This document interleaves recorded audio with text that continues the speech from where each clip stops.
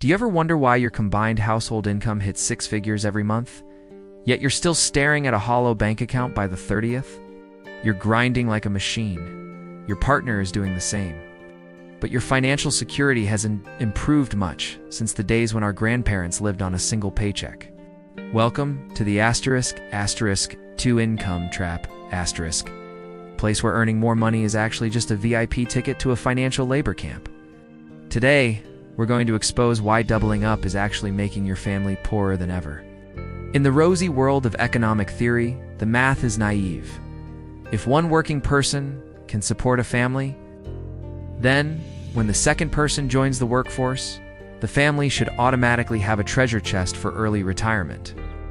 But reality is a brutal slap in the face.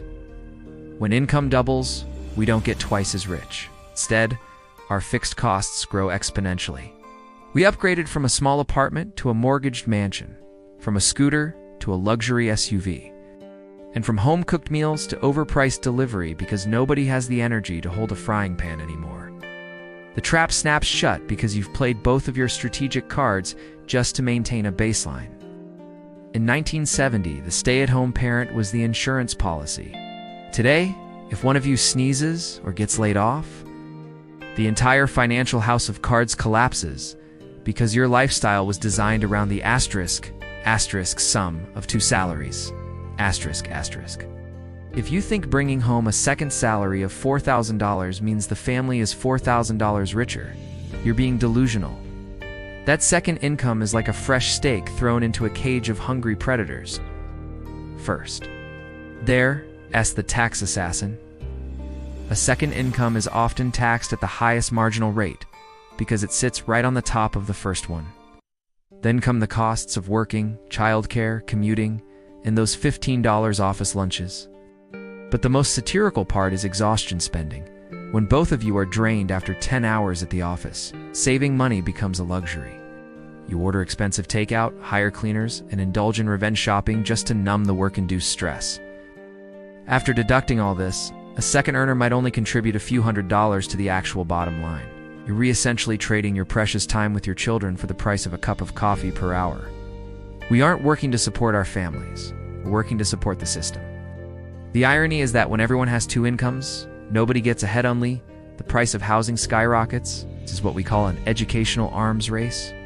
In the 1970s, families competed for homes based on one income. Today, everyone has double the bidding power, which pushes the price of the same pile of bricks through the roof. You aren't buying a better house? You're just paying twice as much for what your parents bought with one paycheck. We chain ourselves to 30-year mortgages just to be in a good school district. And the trap is sealed. You must keep both incomes flowing forever just to keep the bank from taking your front door. A two-income family today is like a car driving 100 miles per hour with no spare tire. One minor breakdown, and everything shatters. So, how do you avoid dying together for the sake of appearances? The solution isn't to quit your job and move to a farm. It's to live like you're poorer than you actually are.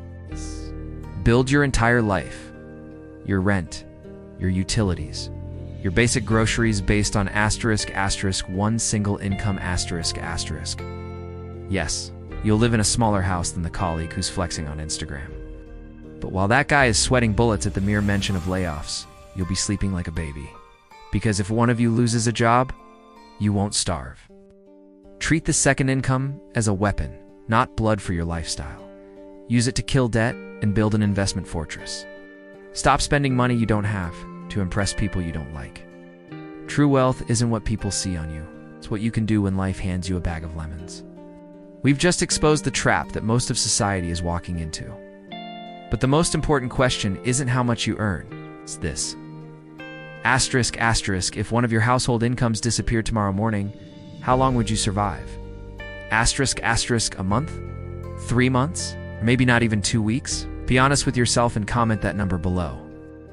Don't forget to hit subscribe and turn on notifications to join Bob. It's greatly in building a rock-solid financial foundation. See you in the next video.